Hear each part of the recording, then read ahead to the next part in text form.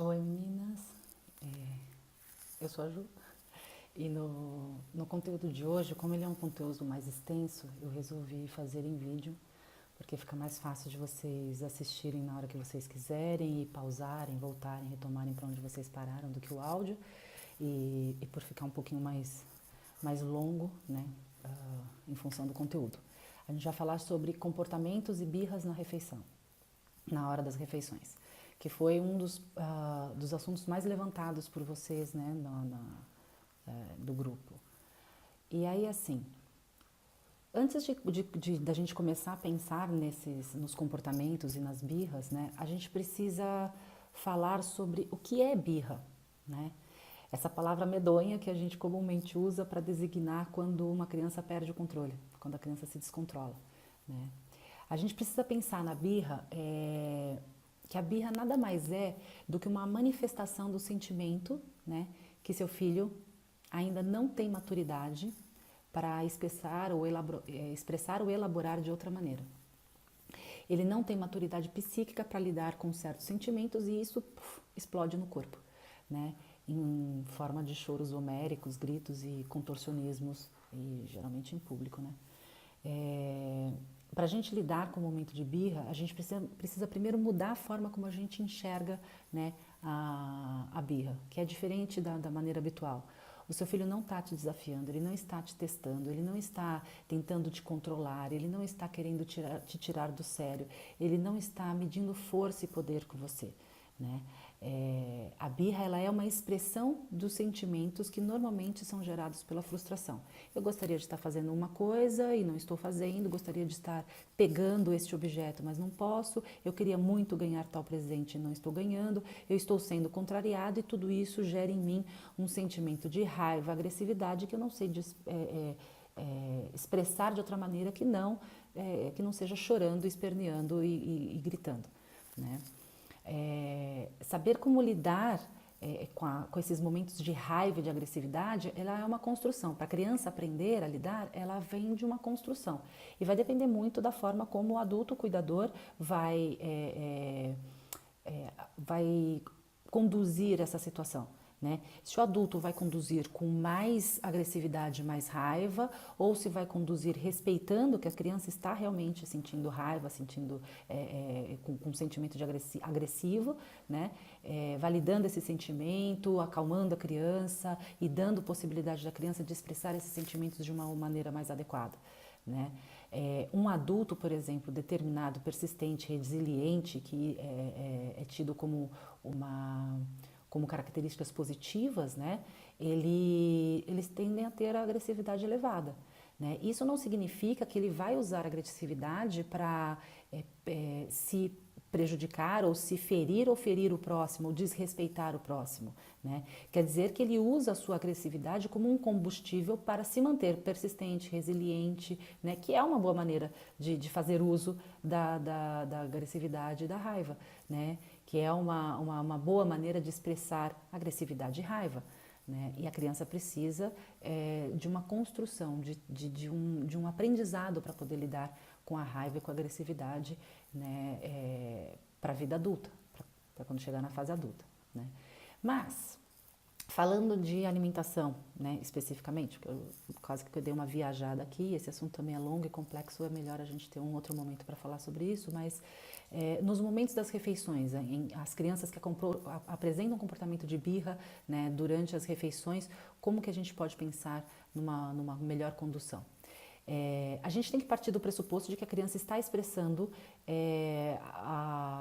de maneira imatura, que é natural para a idade, né, dela, um sentimento, e o que a gente pode fazer é acalmar a situação. Primeiro, acho que a gente tem que se acalmar, a gente tem que respirar, né? Se possível, até sair de cena quando a gente está muito irritado com a situação, né? Sai de cena, pensa. Quando a gente estiver sob o controle dos nossos próprios sentimentos, das nossas próprias emoções, então a gente vai, olha para a situação desafiadora e aí pode pensar numa melhor conduta. Né? Em geral, o que a gente faz é usar toda a nossa paciência, a nossa criatividade para auxiliar a criança a sair do momento de descontrole. Né? E assim a gente vai ensinando que existem maneiras mais adequadas de lidar e de expressar, né, com esses sentimentos. Né?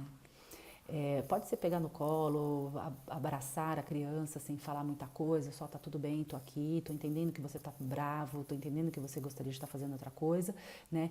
Ou cantar uma historinha, cantar, né? Ou mesmo ficar quieto, porque às vezes a criança está tão precisando tanto expor, botar para fora esse sentimento, que ela só consegue fazer isso na explosão. Então você deixa a criança chorar, ela gasta aquele quantum de energia e aí você consegue recolher a criança, juntar, reagrupar, né, aquele monte de células desorganizadas que está ali se apresentando no momento, e aí sim você consegue acalmar e tirar ela da situação. Né? Essa coisa do tirar da situação, acalmar, validar os sentimentos, não significa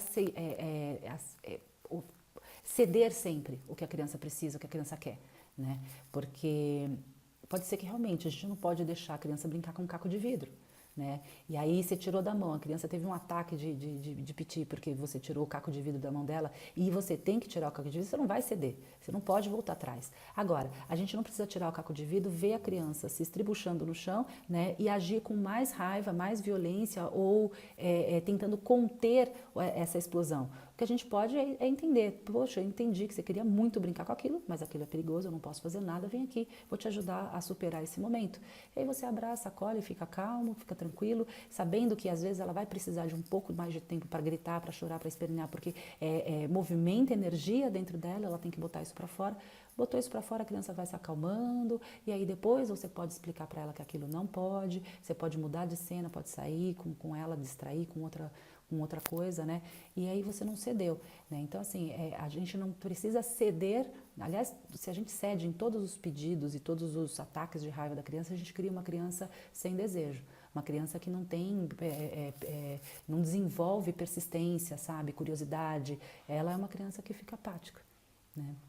A gente não cede a tudo, a gente não pode ceder a tudo, né? Porque pode estar colocando em risco a integridade da criança ou porque pode estar desrespeitando o espaço ou o corpo de outra pessoa. A gente tem que controlar e se isso gera raiva, se isso gera agressividade, se isso gera um ataque de piti, a gente recolhe aquela criança e tenta fazer com que ela passe por essa situação da melhor maneira possível, né? Então não tem nada a ver com ceder, né? Então, usar a criatividade para auxiliar a criança a sair do momento de descontrole, quando a gente vai com paciência e usa toda a nossa paciência e criatividade para deixar a criança, ok, explodir, estou me recompondo e é possível fazer isso, a gente vai ensinando que é possível fazer isso e que ela tem como expressar os sentimentos e que ela tem os sentimentos delas validados e aceitos, né? Porque o sentimento é legítimo. Ela tem um sentimento de raiva e o sentimento é legítimo. A gente não pode conter isso, né? A gente não pode abafar isso sem nenhum custo, né? Em situações reais, né? Eu listei aqui as situações que vocês mais levantaram, né, de comportamentos à mesa, não só da birra, não só da raiva. Essa coisa da birra e da raiva a gente pode usar em qualquer situação, né, em qualquer contexto, inclusive na alimentação. Depois que calmou a criança, depois que ela se recompôs, aí a gente pode tentar a alimentação de novo. Mas nas situações reais que vocês listaram sobre o comportamento, é disso que a gente vai tentar falar.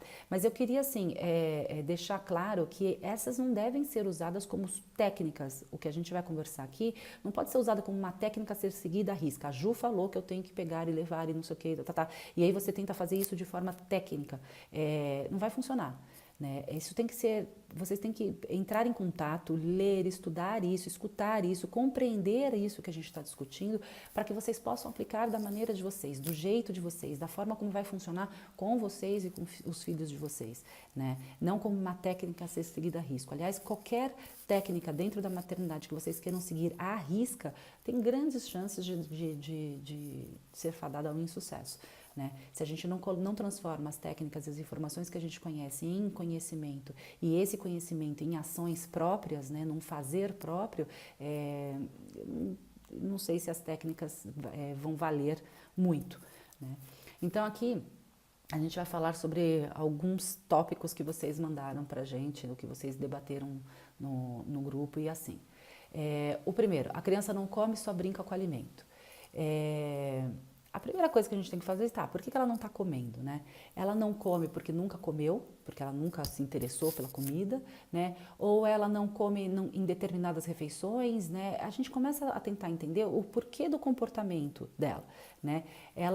Será que ela não come mesmo ou ela está comendo pouco e aí a gente julga que não come porque nossa expectativa é um pouco mais elevada do que aquela que ela está apresentando? Será que ela está desinteressada e sem fome naquele momento? E aqui é um parêntese, porque assim, vai ter a linha do que diz, deixa com fome para poder comer, vai ter a linha que diz, não, bebê com fome não come, fica irritado, e o limite entre as duas coisas são verdadeiras, né? O limite entre os sinais que o corpo da criança vai dando para ela de que ela precisa se alimentar e automaticamente ela vai buscando isso ou no leite ou pedindo alguma coisa para comer, né?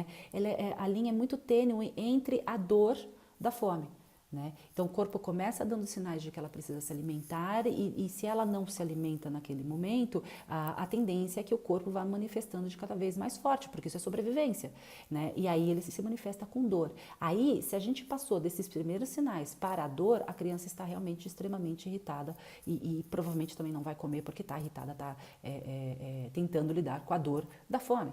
Então, comer quando está com fome é comer quando está dando sinais de que o corpo está precisando comer, e isso a gente só consegue na observação.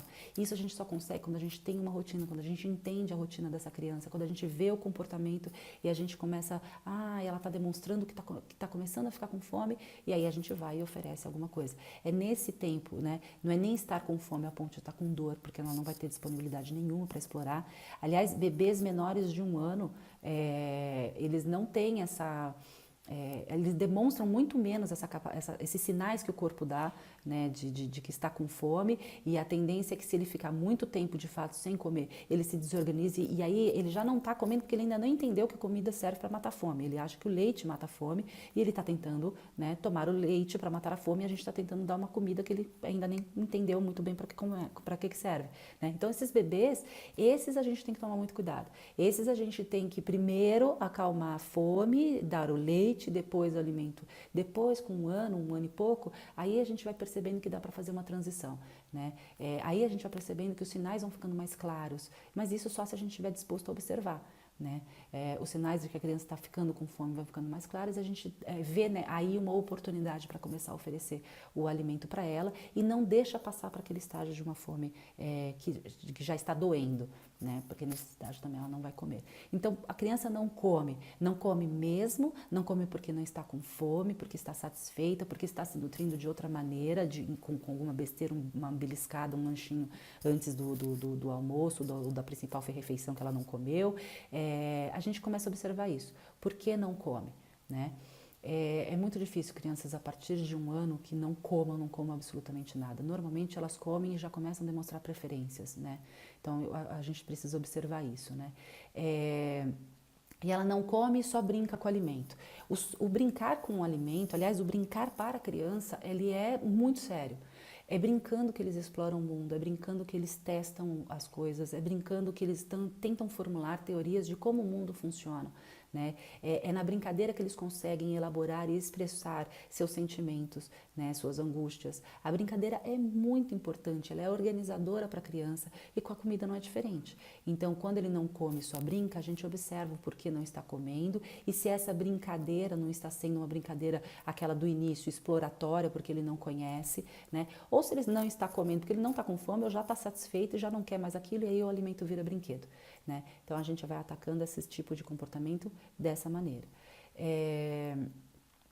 Então, quando a criança não come, só brinca, tem algumas possibilidades aí que pode acontecer, e aí a única coisa que vai dizer pra gente o que é ou não é a observação, né? É a observação de tipo, deixa eu pensar o que ele comeu hoje, como ele comeu, se ele comeu muito bem no café da manhã, provavelmente ele não vai estar com tanta fome no almoço, e tudo bem, porque as crianças se compensam, né, durante o dia, nutricionalmente falando, se ela tem boas ofertas de alimentos, elas vão se compensando durante o dia nas outras refeições, né? Se ela só está brincando porque ela não tem mais interesse, porque ela já está satisfeita, então aí é a hora de dizer, olha, você não está mais satisfeito, você não quer mais comer, e leva o prato para a cozinha, pede ajuda para a criança para levar, se ela for muito pequena, vai com ela no colo e leva o prato na cozinha, né? E observa se ela vai solicitar novamente, porque daí ela vai entendendo, poxa, se eu estou brincando, se eu estou comendo, eu não vou poder ficar a tarde inteira aqui brincando e depois comer quando eu ficar com fome, eu tenho que comer, né? Eu posso brincar em outro momento. E ela vai entendendo o mundo como funciona conforme a gente vai dando esses exemplos, né? Aí, outra questão é não se interessa pelo alimento, não toca, não pega, não leva a boca. Isso principalmente para as crianças que começaram com a introdução alimentar através das papinhas, de colherada e tal. Aqui também tem que pensar, nós estamos falando para crianças aqui de bebês maiores de 1 ano, né? Bebês menores de 1 ano, quando não se interessa pelo alimento, não toca, não pega, não leva a boca, questão de tempo, não entendeu para que serve, não teve exemplo para saber como funciona, ainda não explorou o suficiente esse alimento, não conhece, é outra história. Um bebê maior de 1 ano, né, que não pega, não toca e não explora o alimento, não leva à boca, a gente tem que pensar quais alimentos. Porque geralmente as mães relatam assim, ele não come nada, a gente põe lá a fruta, ele não pega, a gente põe não sei o que, ele não pega, ele não come nada. Aí você pergunta, e o biscoito? Ah, biscoito ele leva à boca. Biscoito é só entregar. O pão de queijo. Ah, isso sim, a gente entrega e ele leva à boca. Né? E aqui é legal da gente parar para pensar em como a gente entrega os alimentos para as crianças. Né? Normalmente os alimentos não nutritivos, a gente não insiste para que a criança coma, a gente entrega com uma certa leveza até, né? E a gente até regula quando a gente dá a bolacha, sei lá, de maisena, o que não é adequado, tá, gente? Estou dando só exemplos do que acontece. Mas se a gente dá lá a bolacha de maisena para a criança e ela pega com gosto e ela come, a gente não fica insistindo, come mais uma. Você acabou, quer mais uma? Até ela acabar o pacote. Né? A gente dá uma e fica controlando, opa, tá comendo demais, é uma besteirinha, né? E a gente vai regulando. Aí, quando a gente vai dar os alimentos, os mais nutritivos, a tendência é que a gente fique insistindo para que a criança coma. Coma mais um pouquinho, é tão importante, faz bem para você, você vai se sentir bem, isso aqui vai matar sua fome, não sei o que, a gente vai insistindo. E como que isso se torna um tiro na água? Porque assim, quando a gente regula a bala, o biscoito, o doce, o chocolate, para as crianças maiores, não, vamos pensar assim, a gente regula, o que as crianças fazem? Elas querem cada vez mais, né? Elas criam uma relação com essas comidas e isso vira uma questão. E quando a gente fica enquanto a gente fica insistindo nos legumes, na fruta, come mais um pedaço de maçã, pega mais uma batata, uma cenoura, tal. O que elas fazem? Elas sentem aquele alimento como um invasor, perseguidor, e elas, opa, se defendem disso. Né? Então, a forma como a gente está oferecendo, se não se interessa, não pega, não toca no alimento, qual é o alimento e observa qual é a sua sensação quando você está entregando esse alimento. Tem alimentos que a gente entrega com muito mais segurança para a criança, a gente sente mais segura para entregar para a criança, e a criança come com muito mais segurança porque ela sente isso, e tem alimentos que a gente fica apreensiva querendo que ela coma porque é nutritivo, porque é bom, e a criança sente também a tensão e não se relaciona bem, porque para ela é pesado lidar, né, com um alimento que eu tenho que comer. Então, a gente precisa prestar atenção nisso. Geralmente, com besteiras e alimentos não nutritivos, a gente não insiste e a criança tende a gostar. E não é só porque é açucarado, não é só porque vicia, porque... não, pode pegar qualquer outro alimento que não seja tão nutritivo que você ofereça e que a criança coma com muito mais leveza e prazer do que uma cenoura, do que um brócolis. Preste atenção no seu estado. Né, em como você se sente segura ao oferecer tais e tais coisas, tá? Não é só porque é açucarado. A criança sente isso tudo, né? Que mais? Não se interessa, não toca, não pega pelo alimento, não leva à boca. Outra questão que a gente pode pensar é na questão da sensorialidade, se ela teve estímulos sensoriais para lidar com a meleca que o alimento pode fazer com as mãos, se ela tem exemplos da família que come do mesmo pratinho que ela, que come a mesma fruta que ela com as mãos, né, para ela entender como é que se faz. Isso não é uma vez, isso é uma repetição de vezes até que se torne, né, de fato aprendido. E a questão de ficar limpando os bebês desde muito cedo, às vezes as mães fazem o BLW, por exemplo, e aí a criança está comendo e a mãe está limpando a boca, a mão e limpando as coisas que caem, a criança vai entendendo que não é para se sujar, que se sujar não é legal, minha mãe fica me limpando o tempo todo. E aí ela tende a querer não se sujar e cada vez tocar menos nas coisas, né? Quando isso já está acontecendo, o que a gente pode fazer é desensibilizar. A gente desensibiliza fora do momento da refeição, longe da mesa, né? Numa brincadeira que meleque as mãos, aquelas brincadeiras sensoriais que a gente está passando na meleca de sagu, de areia, de terra molhada, de coisas que sujem as mãos, de argila, massinha, e que ela possa brincar com isso de forma lúdica, prazerosa com você, que você mostre para ela que você também suja as mãos, né? Que vocês possam ter uma troca lúdica nisso, para que a criança tenha uma outra relação com o se sujar, né? E aí só terminou de brincar, limpa só no final. Aí a criança vai entendendo, posso me sujar aqui também, né? Ela vai trocando essa relação do não posso, não é legal me sujar, porque a minha mãe fica me limpando, por eu posso me sujar e minha mãe vai me limpar depois, né? Então a gente brinca muito com as crianças fora do momento da refeição de coisas que melequem as mãos, dá oportunidade para elas se sujarem de outras maneiras, para que com o alimento elas se sintam mais livres para fazer isso também, né? E exemplo, né? Outra questão, crianças que fazem ânsia, vomitam né, com determinados alimentos, isso é uma questão importante porque primeiro a gente precisa ver a textura dos alimentos. Tem crianças que com texturas muito pastosas, elas têm o reflexo de Gag, que é aquele reflexo de proteção contra engasgo, ativado com muito mais facilidade. Tem crianças que podem ter questões sensoriais que precisam ser observadas. Tem crianças que normalmente tem um tipo de reação alérgica, por exemplo, que causa a ânsia e o vômito, mas que só é esse o sintoma, que às vezes não dá outro sintoma e a família não percebe.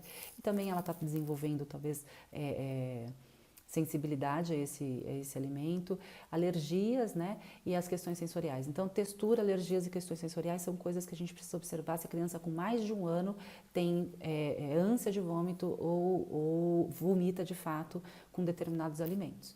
Né? Observar a textura daquele alimento, ver o que está, como está, se modificar a textura, se ela causa a mesma coisa, né? Para a gente saber o que está acontecendo. Parece ter nojo da comida. Aí volta para aquele tópico do se sujar, né? De tocar, da sensação. A comida é um dos brinquedos, um dos brinquedos sensoriais, né? Mais completos que tem, porque nenhum outro brinquedo tem sabor, uma textura que se modifica com o contato na mão, solta líquidos e fluidos, tem cheiro, né, tem texturas diferentes, é um brinquedo completo a comida. E às vezes a criança só está acostumada com o quê? Com aquele mordedorzinho, um bichinho de pelúcia, um paninho que não tem todos esses estímulos, que não fornecem todos esses estímulos, né? E aí pode ser que ela, tipo, epa, o que é isso? Então, quando a criança parece ter nojo da comida, a gente tenta investigar se ela não está com essa questão tenho nojo de tocar. Eu até encaro essa comida, mas se for na colher, sem que eu toque, né? E se ela toca e depois não quero, a gente respeita, tá tudo bem, a gente pede, não quer, deixa no cantinho do prato, a gente não tira do prato da criança, a gente não separa os verdinhos do arroz com brócolis, que ela não quis comer o brócolis, só quis comer o arroz, ou vice-versa, deixa com que a criança faça. Ela vai fazendo essas escolhas, ela tem liberdade para movimentar o prato dela, escolher o que ela vai comer, e a gente evita, a não ser que a Segunda Guerra Mundial, já escrevi isso, né? A não ser que a Segunda Guerra Mundial vai começar porque você não tirou, né, aquela cenourinha que estava ali no canto do prato, aí você pode ser flexível. Mas de maneira geral, se você falar, olha, deixa aqui no cantinho, não quer, não precisa comer, mas deixa aqui no cantinho, aquilo vai ficando presente na vida da criança, ela vai vendo aquele alimento sempre passando pela mesa, os pais comendo, e uma hora ela pode se interessar e comer por aquilo, por isso que a gente não tira do pratinho. A gente não limpa os alimentos para a criança comer, deixa com que ela faça, com que ela passe por essa experiência, porque isso é uma exposição, isso é contato com os alimentos, né? E tem a questão da aversão oral, que a gente já falou também, que é importante avaliar se não é isso. Mas geralmente a aversão oral, ela é mais complexa, assim, a criança tem muito mais restrição do que referente a só um alimento, um tipo de alimento. Então precisa observar, para não ficar patologizando, achando que tudo é um problema, né? a gente trabalha com isso de maneira leve, com mais estímulos, né? Então, os alimentos, por exemplo, aversivos à criança, a gente pode brincar com eles fora do momento da refeição sem a necessidade de comê-los. Isso dá liberdade para a criança explorar, brincar com o alimento e tudo. Jogar a comida no chão, dar para o cachorro, esfregar no próprio corpo, né? Querer comer a comida do chão de volta. Essa brincadeira do jogo, normalmente ela começa por volta dos 8, 9 meses e ela pode se estender até aí 1 ano e pouco, né? Por volta dos 2 anos já diminuiu bastante, geralmente. Diminuiu bastante se a criança ainda estiver interessada na comida, porque se uma criança perto de 2 anos não estiver mais interessada na comida, ela já sinalizou e ela não sabe expressar de outra maneira, ela pode simplesmente jogar a comida no chão e ó, para ela já acabou, olha que maravilha, o cachorro está comendo, entendi como isso funciona. Mas para as crianças menores, esse jogar a comida no chão, pode significar uma elaboração das ausências, né? Do tipo, joguei, a comida sumiu, aí de repente a mãe pega a comida e devolve no prato, opa, a comida apareceu, né? Ela pode estar elaborando essas ausências e tentando entender como funciona isso do vai e volta, do some, aparece, né? Então, o que a gente pode fazer é brincar com a criança de joga e pega fora dos momentos da refeição. Com um bichinho de pelúcia, nada óbvio com uma bola, por exemplo, mas com um bichinho de pelúcia, com um paninho, ela joga e você pega e aí vale sustinhos, gritinhos, e tem que ser lúdico, tem que ser divertido, vocês têm que estar envolvidos na brincadeira, né? E exaustivamente, porque a criança às vezes brinca durante 1 hora de joga, pega, joga, pega, joga, pega, joga, pega, joga, pega, e isso é bom para a criança. E aí quando ela volta para a mesa e repete o ato de jogar e a mãe não interage com o mesmo prazer, a mãe não dá bola para aquilo, fica na dela, tipo, finge que não viu, sabe? A criança vai perdendo o interesse de jogar a comida porque ela vai entendendo que existe, né, um outro tipo de brincadeira de joga e pega que a mãe prefere, que pode ser mais legal, que pode ser mais prazeroso, né? E dá a possibilidade também dela elaborar as questões que ela queria elaborar enquanto ela jogava e pegava. Então, tudo isso tende a diminuir o jogar da comida, né? O dar para o cachorro também, eles estão interagindo com o mundo, estão tentando entender como o mundo funciona. E o cachorro é uma coisa muito louca para a criança, né? Não é parecido com ele ao mesmo tempo de que ele pode se achar parecido, do tipo, tá, talvez seja um irmão aí, talvez seja uma pessoa diferente. E ele está testando e aí a gente não tem como interferir muito nisso. Ou prende o cachorro, né, durante o momento da refeição e solta depois, porque eles viram um aspirador maravilhoso, limpam tudo, né? Pelo menos o meu aqui em casa faz bem isso. E prende o cachorro e solta só depois da comida, né? Ou deixa essa exploração, oferece o que a criança pode jogar, né? Então, essa é a comidinha do cachorro, essa é a comidinha do bebê. E aí você dá a opção para a criança jogar a comidinha do cachorro. A comidinha do bebê não. O bebê não quer mais, a gente tira a comidinha, né? E ir levando dessa maneira. Esfregar os alimentos no corpo é uma maneira de explorar, né? Às vezes a criança está precisando de um hidratante, né? Você já viu a criança passando uma mão no corpo inteiro? Deve ser ótimo para a pele, inclusive tem um monte de blogueira aí que fala que é. Então, a criança sabe, e às vezes ela está só explorando a sensorialidade do próprio corpo, explorando as sensações que o alimento pode trazer para além da boca, né? Tem vezes que a gente está disposta a aceitar, a gente aceita. Quando a gente não está disposta a aceitar a bagunça, a gente não aceita, retira e tá bom, tá, acabou a brincadeira. É simples, né? O que mais? Exploração sensorial, já falei, está interessado na comida, já está satisfeito. Essa coisa também do jogar porque já está satisfeito é outra situação de que a gente observa quais são as atitudes que a criança tem para nos demonstrar que não tem mais interesse naquela comida, para a gente poder agir antes dela começar a bagunça toda, né? E aí, às vezes, a gente vai tirar o prato, aí a criança vai reclamar e vai querer o prato de volta, aí você fala, tudo bem, então bota o prato de novo. Aí ela vai começar a interagir com a comida. Se ela começar a bagunça de novo, não de novo, volta a comida para lá. E aí a gente vai fazendo isso até que a criança consiga entender, né? E quando você viu que tá nessa brincadeira do tipo, eu quero a comida aqui no meu prato só para fazer bagunça, aí você leva a comida, ela pede de novo, aí você bota, ela só faz bagunça, encerra, né? Principalmente se você terminou sua refeição, encerra a refeição. Não precisa ficar nessa brincadeira, tá? Porque é cansativo, né, gente? Suja bastante. Chora quando coloca na cadeirinha. Aqui a gente tem que pensar, provavelmente já tem uma memória da cadeirinha do carro. Qual foi o bebê que entrou na cadeirinha do carro e nunca chorou, né? Que nunca quis sair, que nunca que nunca se desesperou na cadeirinha do carro e às vezes a gente não podia parar o carro para dar atenção, demora um tempo e aí a criança passa um tempão, às vezes uma fase toda que toda vez que coloca chora, chora, chora, só depois consegue se acalmar. Então assim, pode ter uma sensibilidade em relação a uma situação ruim que ela esteja associando àquela cadeirinha?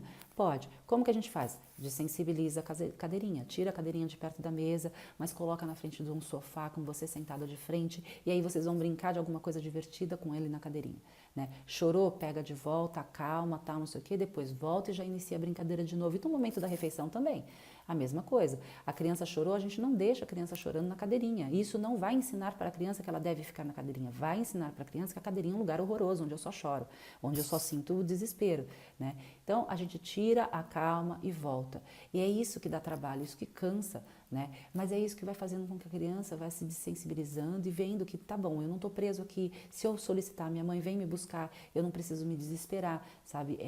A gente vai se desensibilizando a criança da cadeirinha, brincando fora dos momentos da refeição, longe da mesa, com alguma coisa na cadeirinha, né? De cadeia show e a criança dá risada, aquela brincadeira lúdica vai tornando aquela cadeirinha um lugar agradável, porque ela vai associando as sensações que ela tem com aquele espaço onde ela está, né? E no momento da mesa a mesma coisa, enquanto tá gostoso, tá divertido, tá gostoso, fica, começou a irritação, tira, tenta continuar no colo, bota o pratinho perto, deixa comer do seu prato, né? Tenta ver se a criança quer realmente. Não tem interesse, bota a criança no chão. Acabou. Se pedir para voltar, ok, volta, bota pro colo de novo, bota na cadeirinha de novo e a gente vai fazendo esse jogo até que a criança lide com isso de maneira tranquila, porque você está lidando com isso de maneira tranquila, né? Que mais?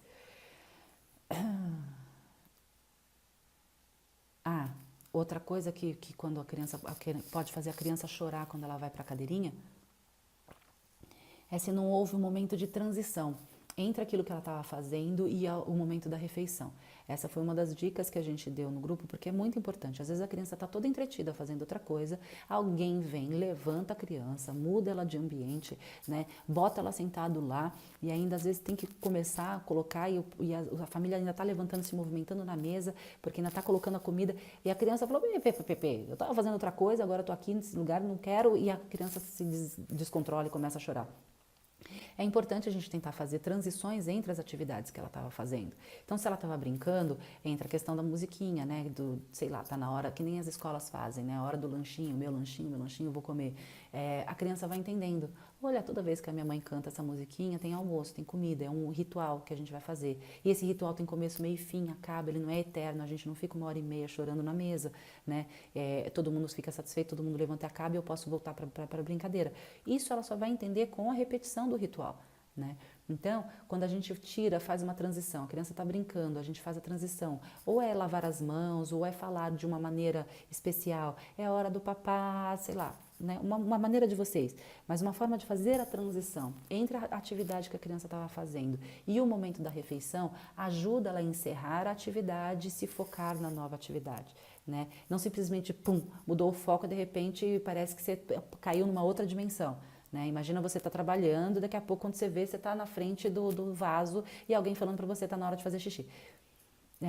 A gente não pensa nisso, mas para a criança é bem isso. Eu estava aqui lúdica diferente, acabou tudo, estou em outro lugar. Me desespero. Então, momentos de transição, fazer atividades de transição, musiquinha, historinha, ou um ato de lavar a mão, de um jeitinho de falar diferente que está na hora do papá, um sininho, qualquer coisa. É o jeitinho de vocês para ajudar a criança a encerrar uma atividade para fazer outra. Isso serve para outras muitas situações, tá? Hora de dormir, hora de tomar banho, hora de sair, de se vestir, de se trocar. Tem muita coisa legal que dá para fazer assim. Fica na cadeirinha só alguns minutos e quer sair. Tem muitas crianças que ficam 2, 3 minutos na cadeira, 5 minutos no máximo e já quer sair e às vezes comeu 1, 2 pedaços de alguma coisa ou nem comeu nada e quer sair. Observa se não foi aquela coisa da ruptura da atividade que ela está pedindo para sair, para ela voltar. Se os estímulos externos não estão muitos, porque às vezes tem uma televisão, tem um cachorro que está muito mais interessante do que a comida que está acontecendo ali no momento. Tem outras coisas que ela está louca para explorar, porque ela acabou de começar a andar, ela está com uma mobilidade maior, ela está com o cognitivo se desenvolvendo a todo vapor e ela quer explorar o mundo e está muito difícil para ela ficar sentada ali naquela cadeira, né? Então a gente entende isso E o que a gente faz é, a gente não força, a gente tenta negociar. Vamos ficar mais um pouquinho, é hora de comer. A gente faz afirmações para que ela entenda, não fala os nãos, porque o não é difícil da criança processar. Então a gente faz afirmações daquilo que a gente quer. Se vê que não quer, a criança quer sair, ok, ela vai sair, você fala, a mamãe vai continuar comendo, porque a mamãe ainda não terminou. E bota a criança no chão. E você continua comendo. Se a criança vem te chamar, você tem que pedir para ela esperar. Vem, senta aqui comigo porque eu estou comendo. A hora que eu terminar de comer, eu vou com você. E aí, ir negociando, sabe? Isso desde muito pequena a gente tem que ir treinando, porque é a repetição dessas situações que vão dando para a criança conhecimento, aprendizado de que é assim que funcionam as coisas aqui, né? É assim que funcionam as coisas com a minha mãe. Então, quando ela fica muito pouco tempo na cadeirinha, tá com fome, tá com interesse na comida, o momento de refeição tá leve, tá favorável, tá tenso, a atividade que ela estava fazendo estava mais legal do que comer, a gente tem que saber qual é a situação ali para poder saber como conduzir. Então, não tá com fome? Ok, respeita, você senta, você come, não fica correndo atrás da criança com o prato na mão. Né? Correr atrás da criança com o prato na mão, primeiro que diz a ela que ok, eu não preciso parar de brincar para comer, né? Não dá a concentração que ela precisa, é perigoso porque a criança pode estar empolgada e se engasgar enquanto come, não é legal, né? Então a gente come na mesa. Então todas as vezes que vai sentar, tenta sentar na mesa, não quer, tchau, e aí espera, e a hora que ela quiser volta para a mesa, e aí a gente vai. Isso quando a gente tem tempo, né? Tem gente que não tem, e aí fica bastante complicado. Mas essa coisa do querer sair da cadeirinha a gente tem que avaliar nesse sentido, se as distrações não estão muito, se o estímulo, se ela está interessada no alimento, se tem muito estímulo por fora, se teve transição do brincar, lembrar que ela está numa fase de maior mobilidade, às vezes ela acabou de aprender a andar e ela não vai querer fazer outra coisa a não ser andar, eles acordam de noite para andar, é impressionante, né? Às vezes dar uma oportunidade dela exercer a mobilidade, a curiosidade e a exploração, né, e fazer a transição pode ajudar. Então você vai num restaurante, a criança não quer ficar sentada, porque imagina um restaurante, quanta coisa tem pra gente fuçar, mexer, pegar, subir, né, e andar, e eu vou ficar sentado na frente da mesa, tipo, não faz sentido. Aí ele quer andar. Então, às vezes, a gente pode dar um pouco antes da comida chegar a possibilidade da criança explorar. Então, vai junto, mostra os lugares, deixa ele explorar. E aí você faz um momento de transição. Agora nós vamos sentar na mesa, depois a gente pode voltar, né? Tá gerando birra, estresse, ela não quer parar de correr, de novo, a gente vai tentar e tentar e tentar. O problema não é fazer a birra, porque criança vai fazer birra. A mais educada que tiver vai fazer birra, simplesmente porque ela não tem condições neurológicas de lidar com certos tipos de sentimento que vão explodir. Né? E vão explodir no corpo, e vão explodir em forma dessa birra que todo mundo chama. Então, assim, não é esperar que ela não faça, mas é saber como conduzir. Ok, entendi, então fica aqui um pouco no colo da mamãe até que você se acalme e a gente vai sentar para comer. E aí leva para a mesa, senta e come. E aí que sair, que não sei o que, agora eu não posso, sabe? Agora você espera. E aí você entra de novo a questão da criatividade. Você conta uma história do coelho que estava comendo aquela cenoura de algum ratinho que veio na mesa e comeu a comidinha dela enquanto a criança estava distraída. E você vai entretendo a criança naquela situação familiar, naquela refeição, né? Cansa, mas é um caminho de aprendizado. Em pouco tempo, provavelmente, ela vai estar comendo enquanto ela escuta a conversa dos adultos, enquanto ela interage com outras crianças que estejam na mesa, mas até lá ela precisa se sentir confortável nesse ambiente, nessa situação, né? Então, criatividade, disposição e muita paciência ajudam. Dar oportunidade de exercer a mobilidade, a curiosidade, a exploração do ambiente, né? Fazer a transição e aí então sentar para comer pode ajudar essas crianças que só querem ficar uns minutinhos. Não quer sentar para comer em eventos sociais e restaurantes. Acho que eu já falei essa, né? Foi a mesma do não querer ficar no cadeirão por muito tempo, né? Colocar o alimento na boca, depois cospe, ou enche muito a boca de comida e depois cospe. De novo, observação, isso está acontecendo desde o início da refeição, em todas as refeições, só em algumas, só depois de um tempo que ela já está se mostrando satisfeita, para a gente saber como agir. Está se mostrando satisfeito? Ok. Uau, você aprendeu uma nova habilidade, que é encher a boca e cuspir, que maravilha, né? Você vai ter a vida toda para fazer isso, meu filho, agora você não quer mais, a gente pode tirar o pratinho. Então, prestar atenção no porquê a criança está fazendo aquilo. Se ela sentou, começou logo de cara a brincadeira, a gente vai perguntando, você não quer comer? Você não está com fome? Né? Posso tirar seu pratinho? Vamos levar para a cozinha? Para ver se a criança só está no momento ali de antes de comer, eu estou explorando isso e vendo outras possibilidades de usar esse alimento. E se a criança estiver fazendo isso, a gente até respeita, se é possível respeitar. Né? Então ela vai encher a boca, ela está testando os limites do próprio corpo, ela vai cuspir. E o cuspir, gente, você pensa, mas é uma habilidade adquirida, sabe? Não é uma habilidade nata que nasceu com a criança, eu sei cuspir. Ela tinha um reflexo que era de botar a língua para fora para não se engasgar com qualquer coisa que entrasse na boca, né? Agora, o cuspir, esse cuspir voluntariamente é um aprendizado adquirido e eles vão treinar muito cuspir, né? Então, às vezes a gente pode ver, se ignora, ver se passa, se a criança tá, algumas coisas ela come, outras coisas ela cospe, ela tá só fazendo um experimento, testando, a gente não interfere muito. Agora, se ela tá fazendo aquilo só por bagunça mesmo, porque ela não tá interessada naquele alimento, você pode deixar o alimento lá para ver se ela se interessa, ou você pode simplesmente encerrar, e você continua a sua alimentação, né? Por isso que precisa observar. Por que será que ela está fazendo isso? Observa, olha, antes de agir, olha o que ela está fazendo, que ciclos que ela faz nisso, se ela está tendo algum tipo de aprendizado, se ela está explorando, se ela está tentando uma interação com você de uma maneira diferente, sabe? Você não quer dar essa interação, a gente não reage, né? É isso que a gente precisa fazer, é observar, tentar identificar o que aquela criança está fazendo e aí tentar propor uma condução. E observar de novo depois da condução para ver se essa condução que você está propondo é suficiente, é bacana e a criança está compreendendo. E lembrar que todas as conduções que a gente tem, todas as ações que a gente tem para corrigir um comportamento, para melhorar um comportamento, para ajustar uma situação, geralmente precisa ser repetida diversas vezes. A criança não vai aprender na primeira. Ela vai testar outras possibilidades. Acho que foi o Carlos Gonzalez, num congresso em Madrid, que ele falava assim, da criança que rabiscava a parede, e a mãe vinha louca. Não pode rabiscar a parede, não sei o quê. Falava um monte. Aí pegava a criança, agora vamos lavar as mãos para poder almoçar. Aí lavava as mãos, botava a criança para sentar, e a criança falava, será que depois de lavar as mãos eu posso riscar a parede? Né? Aí ela ia lá, riscava a parede, não pode lavar as mãos nem depois de riscar a parede, não sei o que, agora vamos fazer tal coisa. Aí a criança ia falar, tá, mas que horas eu posso riscar a parede? Porque ela entendia que, né, pelo menos naquele momento, eu não posso riscar a parede se eu não lavar as mãos, não posso riscar a parede nem se eu lavar as mãos, mas será que se eu tomar banho eu posso riscar a parede? Mas será que se eu for lá e voltar, será que se eu pedir, será que se eu usar outra parede eu vou...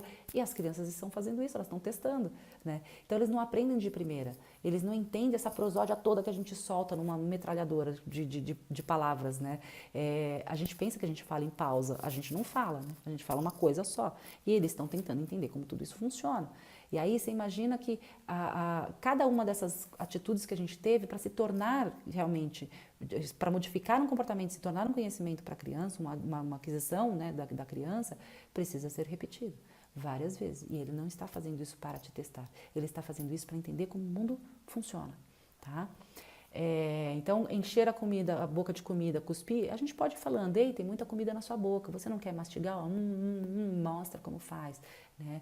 A gente pode conversar e pode só observar, ver o que a criança está fazendo, e se é só por baguncinha e não está afim, você não está afim de permitir a baguncinha, tira o prato, puxa, acabou a refeição, você não quis nada hoje, e acabou, tá?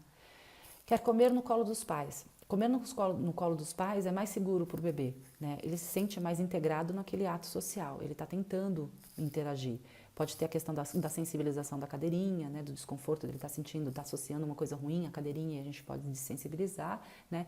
Mas o comer no colo do pai não é um ato em si, um problema em si, porque a gente tem que pensar que os utensílios modernos são utensílios modernos, e que se a gente estivesse no tempo das cavernas, provavelmente onde essa criança estaria comendo? Sentada no colo de alguém. Alguém estaria segurando e dando apoio para ela, e ela estaria comendo dessa comida dessa pessoa também. Aliás, essa pessoa perceberia que essa criança está pronta para comer quando a criança avançasse na comida da mãe e levasse até a boca, e aí tudo seria resolvido de forma muito natural, né? Mas aí a gente tem hoje pesquisas e dados científicos que decidem pela gente tudo isso. Enfim. Mas os utensílios são utensílios modernos, a gente não precisaria viver com eles. Eles servem para facilitar a vida, ok, então a gente tem que arranjar uma maneira de utilizá-los sem causar dor e sofrimento nas crianças, e está tudo bem. Comer no colo não é um problema em si, e isso logo passa. Com 16 anos eles não querem mais, é impressionante, a gente pede, eles não querem mais comer no nosso colo. Quer comer a comida dos pais. Nada mais seguro para a sobrevivência do que comer a comida dos pais. Às vezes você preparou o pratinho da sua criança e você está com o seu prato aqui, a criança não dá a menor bola para o seu prato dela e quando você pega ela no colo, ela quer pegar a sua comida. Eu, sinceramente, espero que a sua comida seja adequada para essa criança, né? Porque se a comida não for adequada para essa criança, a gente precisa rever a comida, não a criança, né? Essa coisa da gente querer oferecer para a criança pequena uma comida muito abençoada, muito elevada, de teor nutritivo dos deuses, é muito complicado se a gente não tiver essa relação com a comida, de gostar de comida muito elevada de valor nutritivo, né? Porque você entregar chuchu e abobrinha para a criança comer comendo hambúrguer vai funcionar enquanto a criança não sacou o esquema. Mas assim que ela quiser avançar no seu, você não quiser, lembra que quando a gente nega, regula, a criança parece criar mais curiosidade, ela quer mais. E quando a gente insiste, a criança começa a se defender da história, é o que vai acontecer. A gente pode dar comida abençoada para uma criança até os 2 anos, 3 no máximo. Com 4 anos eu te garanto que a criança vai estar comendo hambúrguer junto com você, porque você não vai dar conta de ficar cozinhando separado para essa criança. Essa criança não vai dar conta de ficar comendo uma coisa diferente da família. A gente precisa pensar nisso. A criança, ela vai comer para o resto da vida, não é essa comida que ela está comendo nos primeiros 2 anos de vida. Ela vai comer para o resto da vida a comida que a família sempre come. E é por isso que a gente pensa na alimentação da família como um todo. Não adianta dar comida abençoada agora para criar um paladar, porque se tem uma coisa que dá para estragar, é o paladar. Se tem uma coisa que dá para destruir, são os hábitos alimentares, né? Nada disso sobrevive a uma rotina diferente daquilo que estava sendo feito, né? E aí, como que a gente explica com uma criança que já tem condições de negociar, né, condições de comunicação para negociar e falar, mas eu quero isso aí que você está comendo. Não, isso não é adequado para você. Mas se não é adequado para você, não é adequado para mim. Como assim? Né? Não é adequado para mim, mas é adequado para os meus pais? Eu não faço parte disso? Então, assim, não vai funcionar. E a gente vai estar enganando a criança. Porque qualquer comida é adequada, né? A gente não come veneno, porque veneno mata, mas comida qualquer uma, seja porcaria ou não vai matar. Não te mata. Aí você fala, porque não, isso aqui é muito ruim para você, mas né, não vai fazer sentido, gente. Volta. Viajei e volto.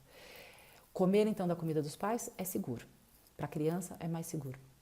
E, aliás, é um estímulo. Quando a criança não está comendo nada, procura botar aquilo que você quer que ela coma no seu prato. Coma você com ela no colo, que provavelmente ela vai avançar em algum momento nessa comida. Não quer pegar o alimento, mas come da mão dos pais. Essa é uma situação bastante recorrente, mas para bebês menores. Do tipo, a gente coloca a comidinha lá e aí a criança não quer e ela fica abrindo a boca, ou para receber a colherada ou para a mãe colocar a comidinha dentro, né? Se a criança entende que dá para fazer isso, de que eu não preciso me sujar, que eu não preciso botar a mão e que alguém vai vir e botar a comidinha na minha boca, ela pode fazer isso até os 5, 6 anos, até os 7 anos ela pode ficar exigindo que a gente faça isso. Tem crianças que ficam mesmo, que querem que os pais deem comida na boca até os 6, 7 anos, tranquilamente. Dá para fazer. Está disposto? Não vejo problema nenhum. Não estou. Eu quero que ele se autoalimente. Se a gente quer que ele vá por esse caminho, a gente tem que colocá-lo nesse caminho.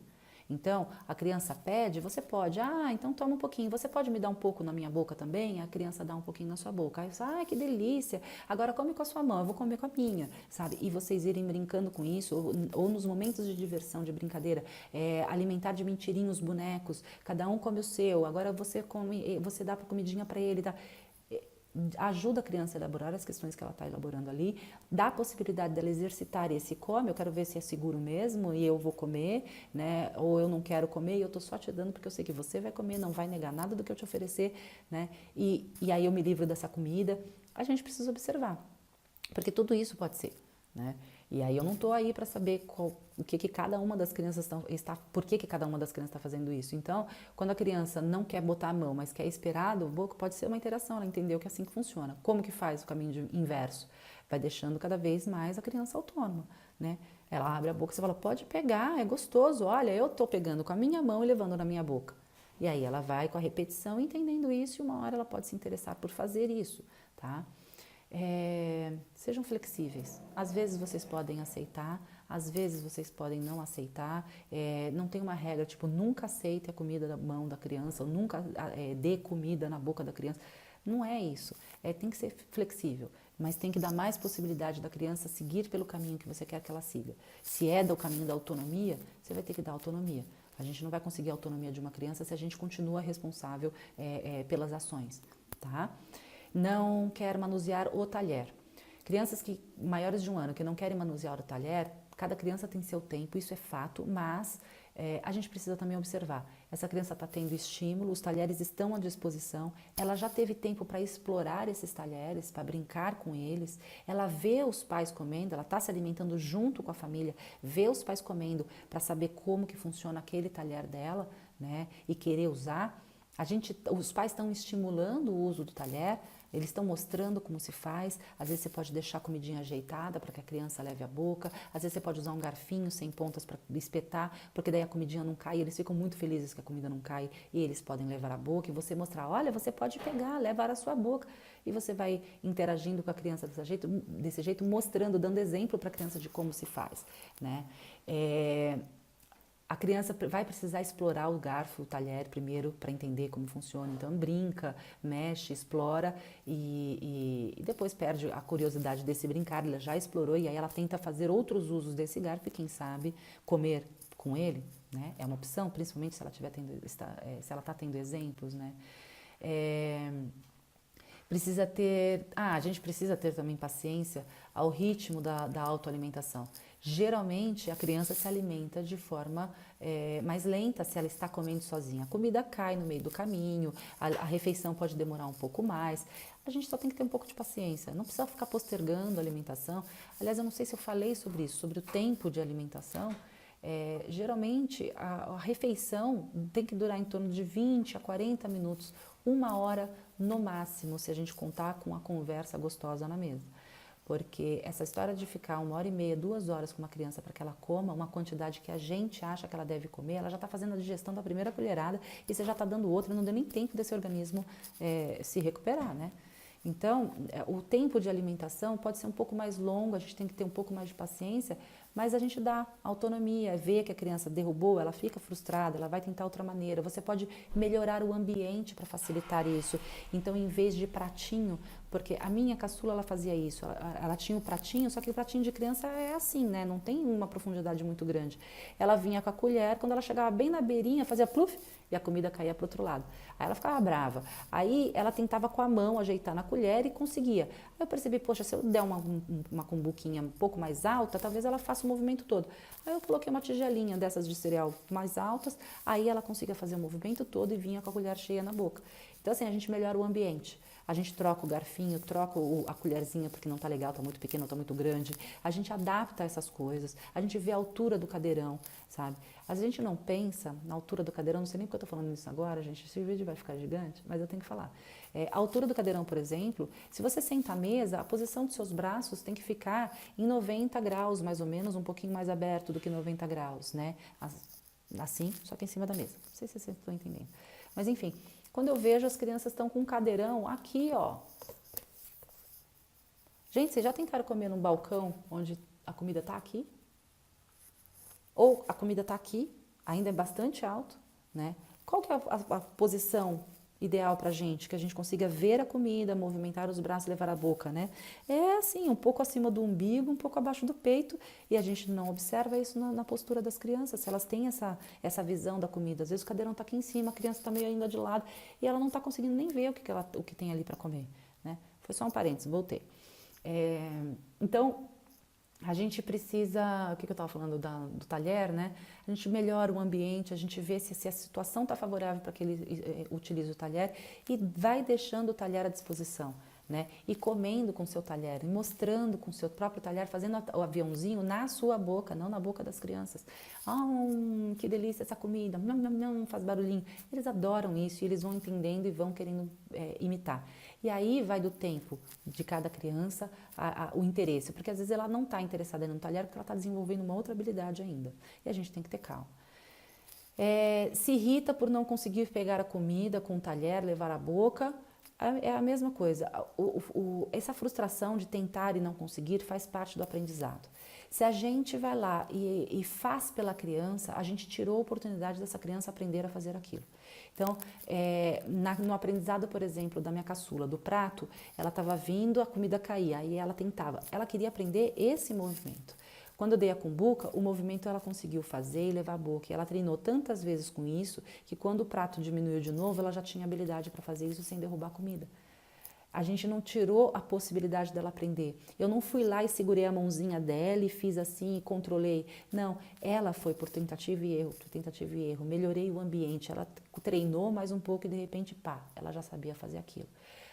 Tudo que a gente fizer no lugar do bebê, por dó da frustração, por pena de que ele não está conseguindo, ai, ajeita ali, sabe? A gente tirou do bebê a oportunidade de aprender. Eles aprendem por tentativa, erro, acerto.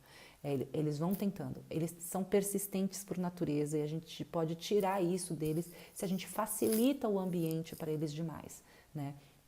A gente protege de perigos, mas a gente não precisa facilitar a vida, a gente pode auxiliá-los de maneira com que eles possam aprender. A gente não pode aprender pelo bebê. O bebê vai aprender por si só e só aprende se tiver oportunidade. Com talher, a mesma coisa. Alguns bebês querem oferecer a comida na boca dos pais. Mesma coisa da brincadeira, né? Quer receber a comida da mão dos pais ou quer ofertar a comida na boca dos pais. Flexibilidade, leveza, observar o porquê que ele está fazendo isso, brincar com isso em outros momentos, né? Às vezes permitir, se não está afim, não permitir, levar isso com flexibilidade, com tranquilidade, não tem problema nenhum. A alimentação, ela é uma interação social, ela é uma troca social e as crianças gostam muito desse momento. Come 2 colheradas ou dá 2 mordidas e não quer mais. Provavelmente é o suficiente para ele naquele momento. Aí a gente observa tudo que a criança vem comendo, né, em que horários, o leite se está suprindo, a gente vai fazendo um mapeamento e fala, não, talvez seja o suficiente para eles, né? Observar também se não são os estímulos, porque às vezes a criança ela está muito envolvida com as coisas externas e comeu rapidinho, qualquer coisa, já deu uma sensaçãozinha de que entrou alguma coisa, já quer sair, né? Para tentar diminuir e concentrar ela na comida, fazendo alguma coisa que faça com que ela preste atenção, uma historinha, uma música em relação à comida, para que ela volte a prestar atenção na comida. Às vezes algumas crianças elas querem tomar água no meio da refeição, e aí a gente tem aquela cultura de que não pode beber líquidos na refeição, senão você ocupa o estômago da criança. Olha, a gente fala beber água, é assim, é dar um gole de água, só para limpar o paladar. Espera só um minutinho que eu tô precisando. A criança deu um gole. Muitas, mas não são poucas, muitas crianças, depois de 1, 2 golinhos de água que ela dá, ela volta com muito mais interesse para a comida. Sabe quem come sashimi e come um pedacinho do gengibre entre um peixe e outro para distinguir o sabor de um peixe de outro? A água pode fazer isso, ela dá uma limpada no paladar, nas papilas gustativas, nas glândulas salivares, e aí a criança volta a comer com muito interesse. Então, um golinho ou outro não vai prejudicar. Às vezes é só isso que a criança quer, ela não está mais interagindo com o alimento direito, às vezes você quer um pouquinho de água, dê um pouquinho de água, a criança volta a comer. Faça um teste, funciona ou não, aí é com vocês. Vocês vão ter que ver na casa de vocês o que funciona. Se comeu só 2 colheradas, então provavelmente é o suficiente. Encerra a refeição. E aí entra aquela questão, quando que eu ofereço de novo? O que eu ofereço no lugar, né? Quanto tempo eu posso demorar? É assim, encerrei a refeição da criança, a criança não comeu absolutamente nada. Observa pelo menos nos primeiros 40 minutos, que isso foi uma discussão que eu e a Bel a gente teve para falar sobre tempo, porque a gente tem muito problema para falar sobre limitar tempo. Observa pelo menos por 40 minutos. Os 40 minutos foi uma coisa assim do tipo, para a gente saber que tem que observar a reação da criança, se ela dá sinais de que está com fome dentro daqueles 40 minutos. Aí você olha e fala assim, a criança já está começando a ficar meio irritada, já está querendo começar a procurar coisas, é hora de oferecer aquela refeição que ela pulou. Olha, você não está com fome? Vamos comer novamente? Senta, belisca com ela, né? Tenta interagir. Passado os 40 minutos, nada garante que ela não vai ficar com fome, por exemplo, com 50 minutos, com 1 hora. E aí você não sabe porque daqui 1h30 já é a hora do lanche, ou da próxima refeição, ou da mamada, ou o que você... Então, é assim, essa refeição foi pulada, se o tempo passou e ainda está perto dessa refeição, e a criança demonstra sinais de que está com fome, ofereça essa refeição novamente. Passou muito mais do que isso e já está mais próxima da próxima refeição e a criança pulou aquela, ofereça a próxima refeição. Pulou aquela, né? A gente tem que tomar muito cuidado dessa coisa de ficar de tempo em tempo oferecendo comida para a criança para não criar beliscadores, que vão ficar comendo de tempo em tempo, o tempo todo. Né? Então, assim, está mais próxima dessa refeição que pulou, se a criança deu sinais de que está com fome, ofereça essa refeição. Está mais próxima da próxima refeição e a criança deu sinais de que está com fome, dê a próxima refeição. Flexibilidade e observação. sempre que for possível, porque tem vezes que também não é possível, aí paciência, a criança vai aprender também com isso, tá? Mas observem a criança, os sinais que a criança dá. A gente só aprende a ver os sinais quando a gente observa, quando a gente se dispõe a observar com esse intuito. Eu acho que pede para sair da cadeirinha e depois pede para voltar, eu acho que eu já falei também, né, que tem crianças que elas têm distração e a gente pode respeitar isso desde que esteja dentro daquele momento da refeição. Passou do momento da refeição da família, a família já encerrou, a refeição da criança também já encerrou. E a gente não sai com ela com coisa, não fica 2 horas na mesa porque ela está indo e voltando para comer, né? Então, dentro daquele momento, se ela está mais dispersa, se ela não está afim, ela não está afim. Às vezes você pode pôr, aí ela volta, pode colocar de novo, ela come mais um pouco, tira, tá tudo bem. Isso não é nenhum problema, né? Eles não vão fazer isso também com 7, 8, 9, 10 anos, eles não vão ficar, sai da mesa, volta para mesa, sai da mesa, volta para mesa. Eles aprendem, eles querem comer, eles querem voltar para a atividade que eles estão e a gente pode ir colocando mais, olha, agora você fica para comer, me espera terminar de comer, porque isso é educado. Enquanto eles são pequenos é difícil passar essas noções, mas a gente vai treinando, né? Come só alguns ou só um dos alimentos ofertados. A gente também já tratou bastante sobre isso, da gente respeitar as escolhas das crianças, porque normalmente elas estão fazendo escolhas dentro das suas necessidades nutricionais para aquele momento, das suas necessidades energéticas para aquele momento, né? A gente pode, por exemplo, se ela está gostando muito do frango, a gente pode variar a apresentação desse frango que ela gosta. A gente pode investir em alimentos que são proteicos como o frango. A gente pode ver, ou se não é o frango, qualquer outro, investir nesses alimentos que são ricos naqueles nutrientes do alimento que ela tem preferido, sabe, para tentar, mas nunca, jamais deixar de oferecer a variedade, mesmo que ela dentro dessas 3, 4 opções que você deu, ela só escolha uma em todas as refeições. Agora, não precisa ter essa uma opção em todas as refeições, você pode variar isso em todas as refeições, em umas ela vai comer mais, outras ela vai comer menos e ela vai se autorregular, se autoajustar durante as outras refeições. Então não é preocupante do tipo, mas se eu não fizer o frango, ela não vai comer absolutamente nada. Paciência. A gente precisa permitir para essas crianças que elas sintam, né, a necessidade de buscar o alimento, que elas consigam parar de comer quando se sintam saciadas. Aliás, a gente vai ter um dia para falar só sobre fome e saciedade, que é um assunto super importante, né, com pesquisas, inclusive, na área. Mas, assim, tá tudo bem se ela não comer. Qual é o problema de uma criança ficar com fome em um momento? Ela vai demonstrar, a gente precisa estar atento, a gente precisa conhecer os sinais de que ela está ficando com fome para a gente ter uma nova oportunidade de oferecer alimento para essa criança, tá? O que mais? Come só alguns dos alimentos. Então, respeitar as escolhas da criança.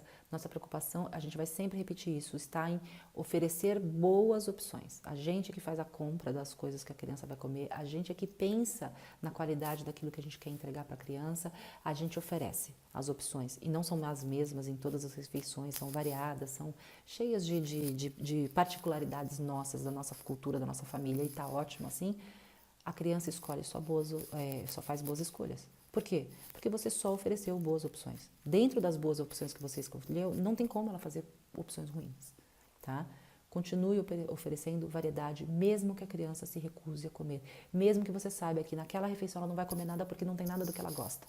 Não importa, tem o que a família come, a família está comendo com prazer, aquilo vai sendo conhecido para a criança, ela em um momento vai comer mais, em outro momento vai comer menos, sabe? Não fique sempre oferecendo o mesmo alimento para a criança, isso reforça a seletividade. Então, a gente tem que ter uma condução leve, flexível, baseada na observação da criança, né? Sempre respeitando as escolhas que as crianças fazem dentro das opções que a gente ofertou, né? Por último, vou conseguir finalizar, a criança faz coisas estranhas, impossíveis de entender por que está fazendo. Eu coloquei isso porque tem coisas que a criança vai fazer à mesa que a gente realmente não vai, não só à mesa, né, na vida, mas que a gente não vai entender a razão do porquê que ela está fazendo aquilo, né, qual é o objetivo, onde é que ela quer chegar com aquilo, né, mas a gente tem que entender que elas são pessoinhas em construção, né, que elas estão explorando, descobrindo o mundo, estão tentando entender como as coisas funcionam e às vezes elas fazem coisas sem sentido, mas elas sempre têm um propósito nisso. né? Ela sempre tem uma descoberta, sempre tem algo a aprender com aquilo que ela está fazendo, e a gente vai, às vezes, observando, conduzindo de forma leve, conduzindo de forma flexível, a gente vai dando oportunidade para aquela criança explorar o mundo de maneira mais adequada, a gente vai guiando a criança nesse sentido, né? Então, eu acho que é isso, da gente parar para pensar que as condutas que as crianças têm à mesa, que a birra, que os momentos tensos, né, que a criança possa ter à mesa, que a gente tem um papel fundamental se a gente consegue se manter calmo, com a cabeça clara, né, e a gente consegue, de maneira que a gente consiga observar o que essa criança está fazendo para propor uma melhor conduta, para propor algum ajuste que possa favorecer o desenvolvimento, o crescimento da criança, a relação da criança com a mesa, com a comida, com esse momento social de interação, né, e em outros aspectos também da vida. Mas a princípio é isso, essas foram as questões mais levantadas que a gente tentou abordar, que vocês consigam utilizar essas informações de maneira particular, de maneira própria, dentro das possibilidades de vocês, naquilo que vai funcionar na dinâmica familiar de vocês, na relação que vocês têm com as crianças, né? Eu acho que é isso, de vocês olharem para tudo isso de uma maneira diferente, para saberem como agir, mas é saberem como agir de uma maneira própria, de uma maneira pessoal, de uma maneira específica, porque é o que vai funcionar melhor na casa de vocês. Tá bem? Por hoje é isso.